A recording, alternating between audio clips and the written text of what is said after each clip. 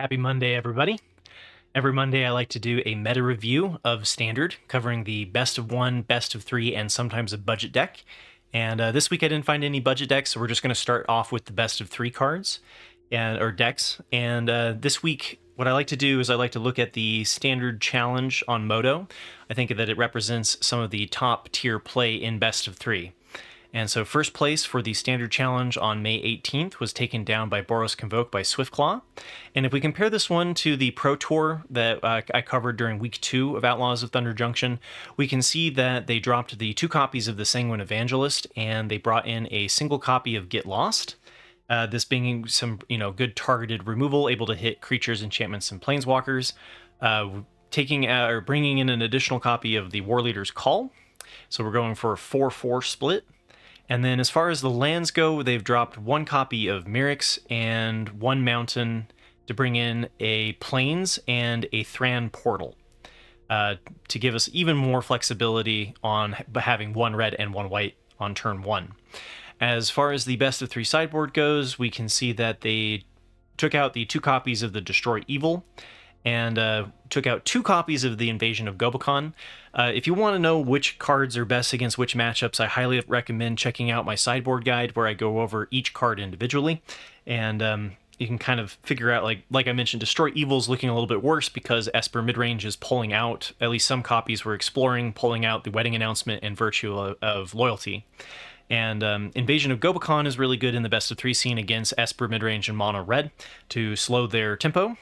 And so taking out those 2, bringing in the Mirix from the main into the sideboard, and then running 3 copies of the Aven Interrupter. And we haven't seen this one as a sideboard option very often, and but the upside to this is being able to kind of have a bounce effect to avoid board wipes. So being able to flash in the Aven Interrupter when they play their temporary lockdown or their depopulate or their sunfall, keeps your board alive for 1 turn. And so I think that's why they're exploring bringing in the 3 Aven Interrupters. Second place was taken down by Esper Midrange by Bugsy69. And if we compare this to the list that I covered 2 weeks ago in week 3, it is the exact same list. And the only change happening in the sideboard, and even there, a very small one. They are taking out the 1 copy of Cutdown and bringing in an additional copy of Tishana's Tidebinder. Again, if you want more details on this archetype specifically, I did do a sideboard guide for Esper Midrange as well. Third place was taken down by 4-Color Legends by Azaliko. And if we compare this one to the Pro Tour, the second version of there were 2 versions of 4-Color Legends that made it into the top 8. And so if we look at the second one that I covered, we can see that they decided to cut 1 copy of the Goose Mother and 1 copy of the Titania Voice of Gaia, which is good for the stabilization against early pressure, and bringing in Aclazot's Deepest Betrayal, and 1 Lively Dirge, which was an Outlaws of Thunder Junction card that allows us to look up a specific card and kind of tutor for it for 5 mana, or we can bring stuff just back from our graveyard, which kind of synergizes with some of the discard happening off of like Inti and such. And then as far as the lands go, we see a little bit of change. So we've got the Blooming Marsh coming in here, also bringing out 1 Darkslick Shores and bringing in a Deathcap Glade and bringing in 1 Dreamroot Cascade and taking out the Restless Cottage, which is the Manland and Golgari, and taking out the Sulphurous Springs and 1 Sunken Citadel. So since we're not running the Manland, we can also take out the Sunken Citadel, which kind of combines with it, right? And then we're bringing in 1 copy of the Xander's Lounge. As far as the best of 3 sideboard goes, Aclazot's Deepest of Betrayal has been removed from the sideboard into the main, and Glistening Deluge has been brought in. So we've got 3 copies of Glistening Deluge as kind of the wrath of choice against Boros Convoke. And taking out the 1 copy of Path of Peril, so keeping the same amount of boarded wraths the same to 3. Taking out the 1 copy of Liliana of the Veil, so we still have 1 copy, but there were 2, so just running 1 there. And instead we're bringing in Kira the Boundless Sky, which is a legendary dragon spirit. When it you can search your library for up to 3 land cards or create an XX, where X is the number of lands that you control. So you get a flying Death Touch kind of alternative threat. And then same thing, we're looking at Vorinclex as an alternative threat. So we don't just purely rely on Slogurk to finish out the game. And for whatever reason, the Standard Challenge 32 has decided to have 2 versions of it every Saturday instead of just 1. So first place for the Standard Challenge number 2 on May 18th was taken down by 5 Color Legends by Pat XI.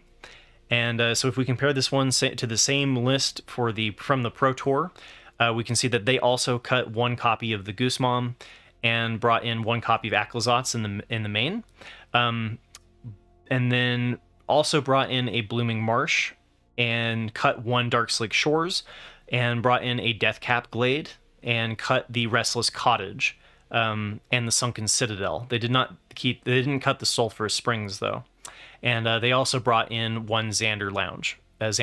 So it's similar tweaks, very similar to what we saw in the other list. But the reason why this one's 5 Color Legends instead of 4 Color Legends is the sideboard.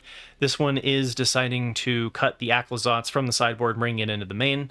But it's also cutting Shieldred the Apocalypse, and instead is bringing in Elish Norn, Mother of Machines, which works pretty well against the Temur Landfall deck, which was a pretty anticipated matchup in the Standard Challenge tournament. And this one also works to silence your Boros Convoke, anything that's relying kind of on those activated, those triggered abilities, Elish Norn silences. And then we're bringing in 1 copy of Shieldred instead of Shieldred the Apocalypse. It's kind of just an alternative threat. It's still a legendary, still works into the theme of the 5 Color Legends. And then the Path of Peril, favoring bringing in 1 Path of Peril instead of Turn the Earth. And, instead of Turn the Earth, instead of Glistening Deluge. So this one favoring going up to 4 copies of the Wrath and cutting the 1 copy of the Turn the Earth, which was brought in to kind of prevent you from getting milled out by Azorius Control.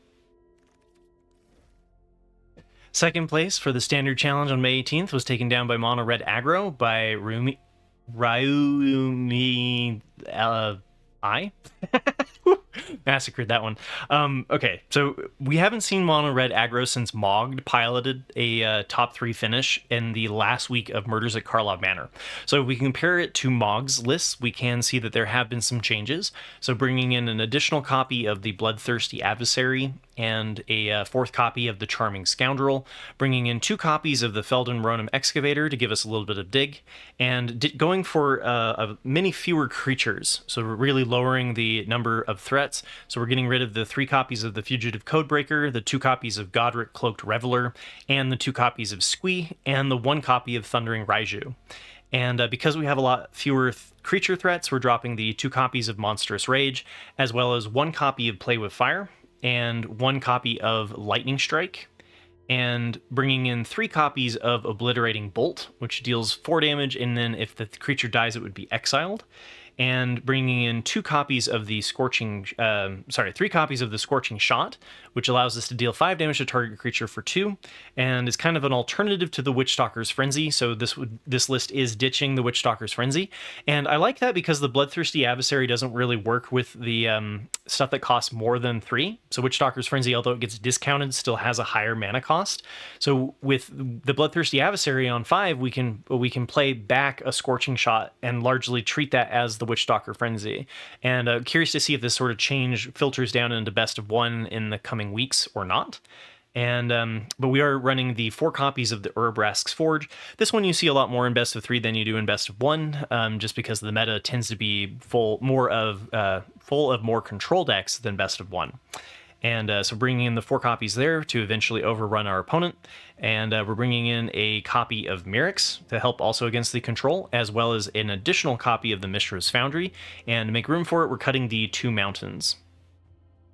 As far as the sideboard goes, we can see that they did decide to keep the Cemetery Gatekeepers that Mogged was using. That works particularly well against the Temur Control decks, being able to deal 2 damage to them each time that they play a land. But then we've we do see some changes. So they're ditching 1 copy of the Lithomantic Barrage, going down to 2. And we've moved the 2 Obliterating Bolts from the sideboard to the main. And the 3 Urabrask's Forge are in the main as well. And instead, we're looking at bringing in some Planeswalkers. So we're bringing and Unlicensed Hearse. So Unlicensed Hearse being able to also hate on Temur Control or any of the Graveyard Synergy decks. Even the 4-color, 5-color Legends deck does utilize their graveyard, right? So anything that's utilizing their graveyard, we can sideboard in the Unlicensed Hearse. And then we've got Chandra, Dressed to Kill, which can be particularly nice against the board like the board-centric Wraths, like Depopulate and Sunfall don't hit Planeswalkers. So we can bring those in as an alternative threat. And then speaking of Wraths ourselves, so we do have the festivities for Boros Convoke, but we also are bringing in 2 copies of the Elder Dragon War, which deals 2 damage to each creature and each opponent, and then you can use it to dig, and then it creates a 4/4 dragon. So this one I imagine will be useful as a tech against Boros Convoke or Azorius tokens, any of those like board flood strategies. Bant Poison by Sodek got 3rd place in the Standard Challenge. And so we haven't seen this one for a little bit. We did see a top 3 finish for Bant Poison in week 3 of Outlaws of Thunder Junction, so 2 weeks ago. And if we compare it to that list, we can see that it is doing a similar thing. It's running the lower end of the curve. But we brought in, we took out 3 copies of the Aspirant's Ascent, and brought in 2 copies of the Spell Pierce for a little bit of disruption, took out 1 Bring the Ending, and brought in 2 Charge of the Mites. I'm not a big fan of Charge of the Mites, personally. It's been a little while since I did the sideboard guide for the Bant Toxic deck, but when I did, Bring the Ending and Charge of the Mites were the poorest performing cards, and Charge of the Mites just, I don't know. I feel like we could go somewhere better than this. So I'm not 100% behind this, but maybe something's shifted in the meta that I'm unaware of that makes Charge of the Mites better. And as far as the lands go, we've ditched the Otawara and a Plains to bring in 2 Thran Portals. So seeing more Thran Portals being brought into the main in several decks to give us some more consistency. And partially to me that kind of signals that there was a relaxation in the amount of aggro decks that were happening in the best of 3 scene. We saw a lot of control kind of dominating everything, and then this week we see kind of the aggro decks coming back, right? So the mono red aggro and the Bant Poison taking advantage of the fact that people have loosened up their play and allowed the aggro to have a space to live, right? As far as the sideboard goes, we do see some changes as well. So we've ditched the 1 copy of the Doorkeeper Thrall, which is good for, similar to the like Elishnorn and Mother of Machines, getting rid of the Enter the Battlefield effects. And we've gotten rid of 1 copy of the Annex Sentry, so down to 3 copies there, and gotten rid of the 2 copies of the Bloated Contaminator. And so what we saw before was that the Annex Sentry and the Bloated Contaminator were brought in to in response to the temporary lockdowns. And so if you have your mana value 3, those didn't get hit by the temporary lockdowns. And so the sideboard, you were going to sideboard them in if you were going to expect to come up against the temporary lockdowns. So they're kind of ditching that plan. They're keeping the Annex Sentries for the removal, but we're not really sideboarding into like going up the curve in your sideboard. And we're ditching 2 copies of the Spell Pierce, which have been moved to the main, and bringing in an additional copy of the Destroy Evil. I'm not 100% behind this. As I've mentioned, I think Destroy Evil is having a worse spot in the meta. It really depends on Esper Midrange and how often you're going to come up against that match. In the Standard Challenge, the Esper Midrange is usually in the top 3. And then they're ditching the 2 copies of the Knockout Blow, not anticipating a lot of mono red, and bringing in Mirix on the side. So this one allowing you to kind of bring in a land, play versus draw, and also Mirix is matchup dependent. The more grindy the game is, then the more bringing in the 1/1 mites matters. And then the Aspirant Ascent, 2 of the 3 that were, so the 3 that were removed from the main, 2 of them were put into the sideboard, depending on how good your opponent's interaction is, because if you do cast this, it can end up in a 2-for-1 if your opponent then removes the creature that you're targeting.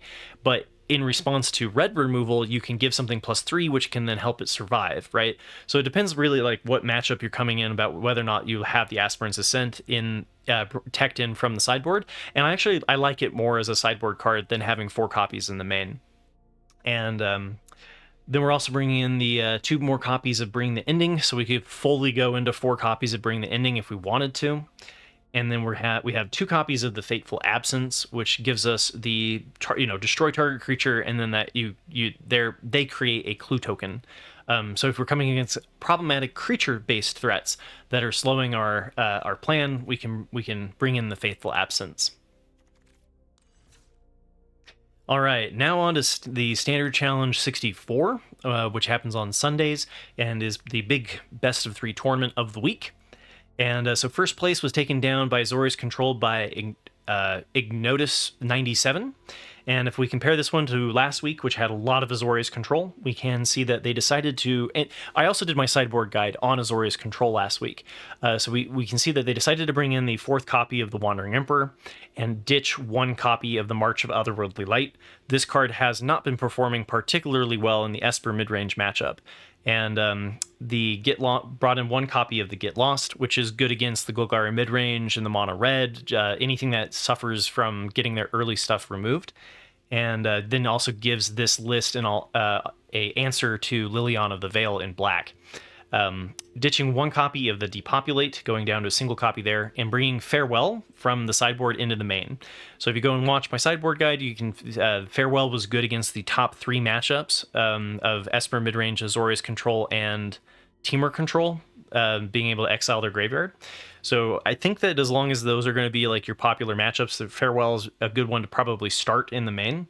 And then as far as the lands go, we've got a slight tweak to it. So we've got 2 A Darker Waste coming in, taking out an island and a plains, and taking out 1 Seachrome Coast. So running 27 lands instead of 28, so that we can get in the additional card in the main.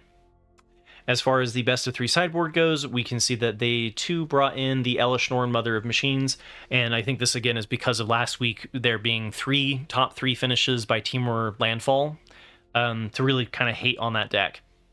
And then we're bringing in the Hullbreaker Horror, which if you go and watch my sideboard guide, I'll talk about the kind of alternative threat of the Hornlock Whale, right? And so, or Ezram Agency Chief, right? So having a alternative win condition in your sideboard, Hullbreaker Horror seems to be a very popular one being explored in multiple lists at the moment. And then we've also got 2 copies of the Kutzil's Flanker, and I talked about this one in my sideboard guide as well, about my preference for bringing in 2 copies of the Kutzil's Flanker instead of running 2 copies of Rest in Peace. And because it's good against Temur Control, but it's also good against Boros Convoke and mono red aggro. And so this time they're deciding to do all 4 of those. So we're bringing in 2 Kutzil's Flankers and keeping the 2 copies of Rest in Peace. Personally, I favor, I think, a 1 copy of the Rest in Peace because they don't work well in duplicates. But if you're anticipating a lot of Temur Control, then it kind of makes sense to run all 4. And they're ditching the 1 copy of the Destroy Evil, which I think makes sense because, like I mentioned, the decrease of enchantments coming up in Esper Midrange, and moved the Farewell from the sideboard to the main, and took out the 3 copies of Knockout Blow. And so we'll see, because like this week mono red did make it into the top 3, and I think part of that is because people were dropping the knockout blows, and less of the tech against mono red was showing up. So since we saw a top 3 finish, we'll see if that tech comes back in next week. And but this one is deciding to drop the 2 copies of Jace the Perfected Mind, so we do still have the 1 in the main, but none in the sideboard.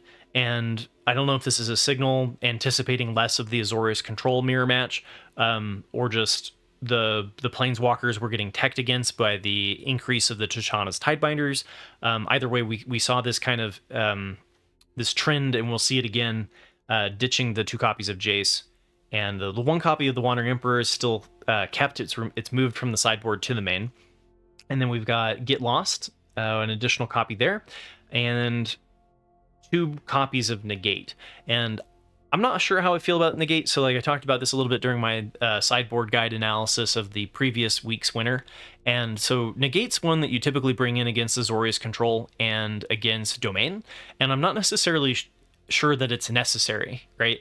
Obviously, these people are very good Magic the Gathering players, and they know what's up, and they have a very specific plan and anticipating certain matchups. And so this might just be a signal that they were anticipating more of the Domain deck. because if they were expecting more Azorius Control, then you'd expect to see Jace still in the sideboard.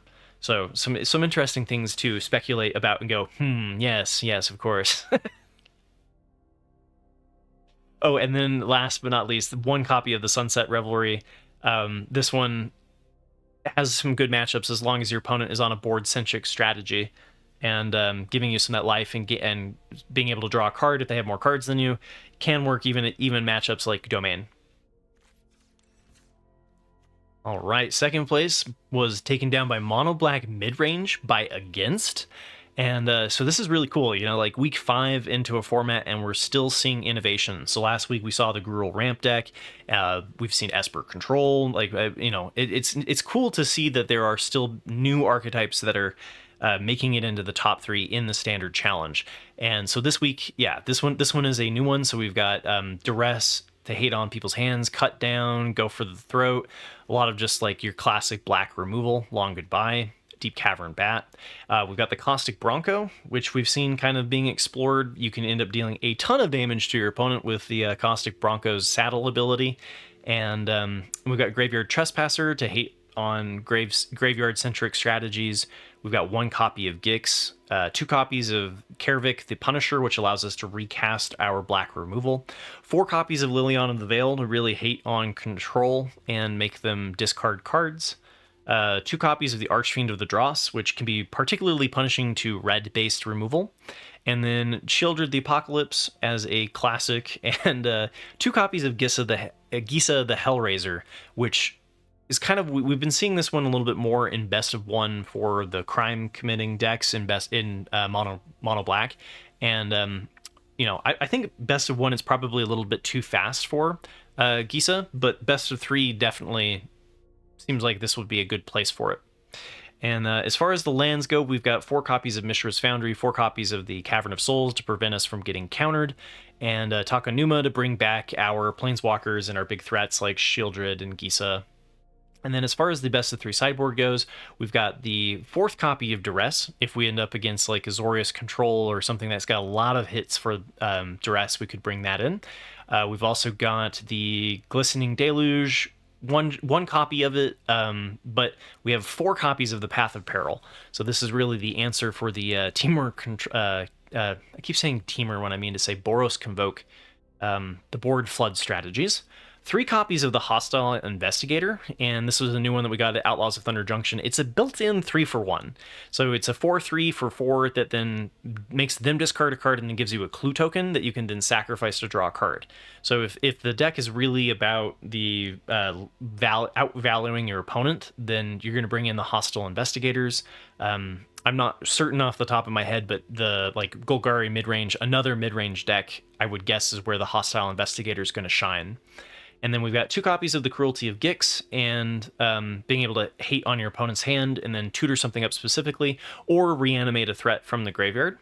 And then 4 copies of the Unlicensed Hearse, which seems a little overkill to me, but 4 copies of Unlicensed Hearse for the, in addition to the Graveyard Trespasser, for graveyard hate against the Temur Landfall combo deck.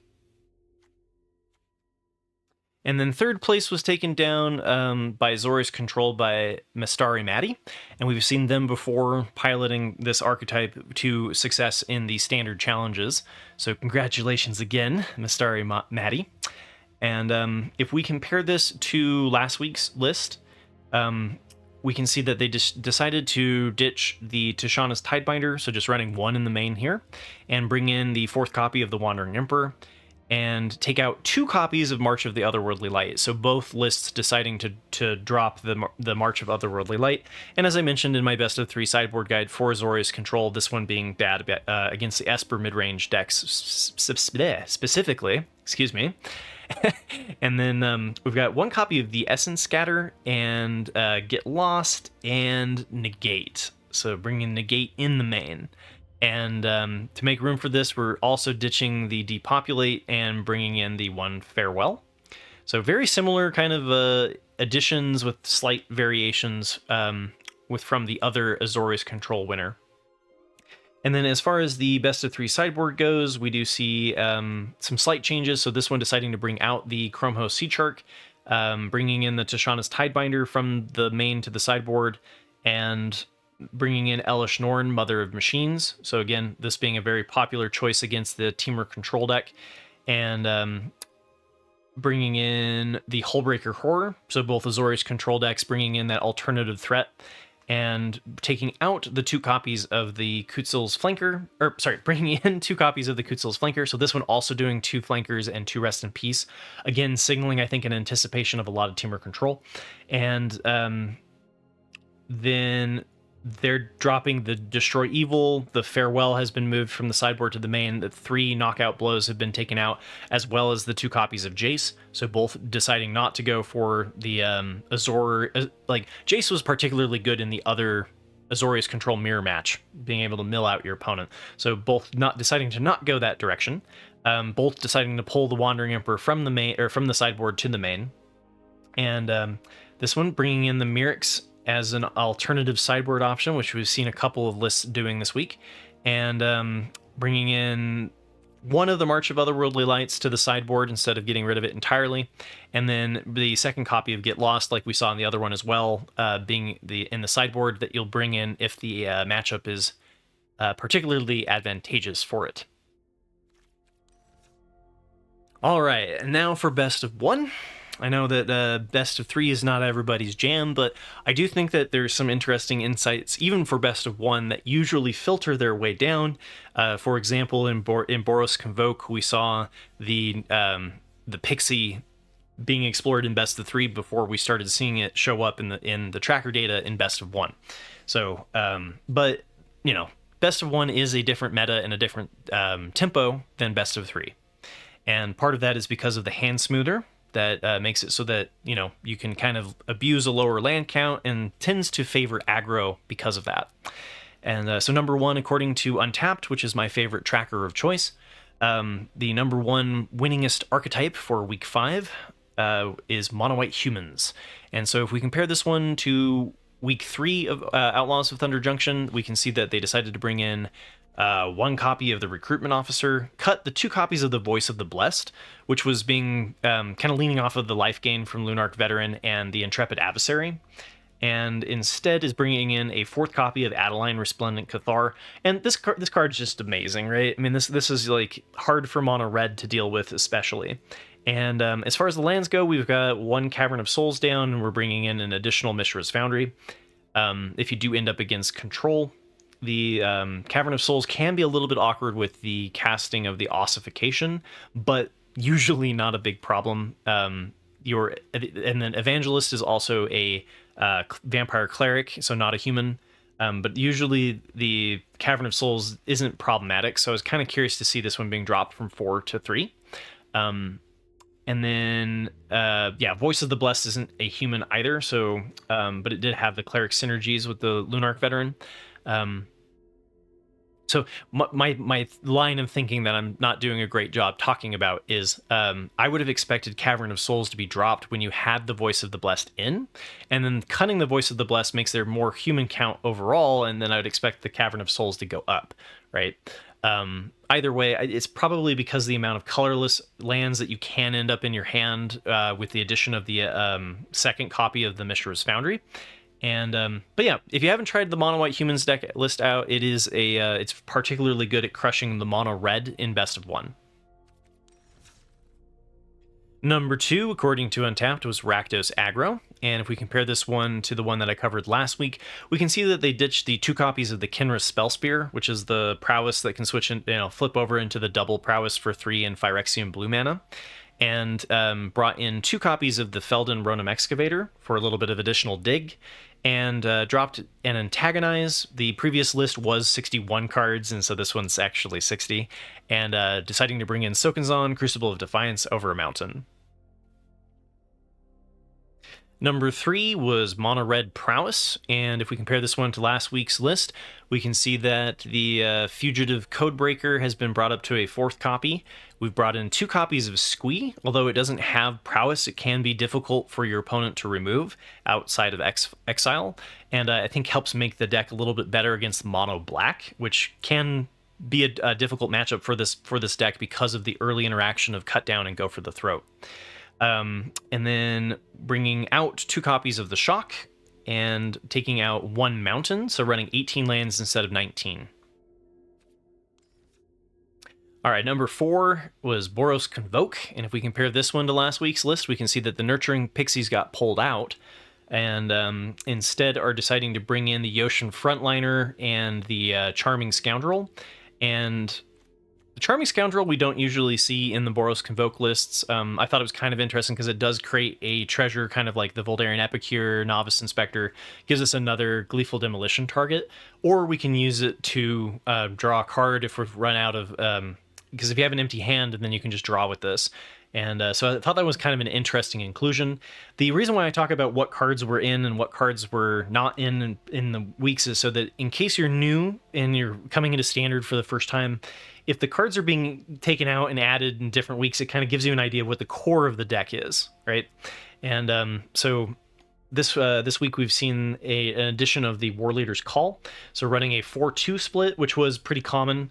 Last week we saw a ditch of War Leader's Call going down to 1, and the 4-2 split is the most common in best of 3.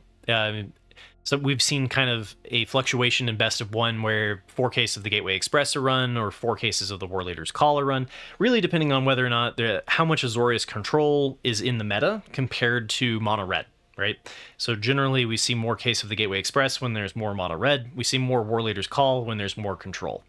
And last week, Invasion of Gobakon was being explored, and that one was cut. And I do think the Invasion of Gobakon is better against mono red than the War Leader's Call, but it is definitely worse against the control matchups.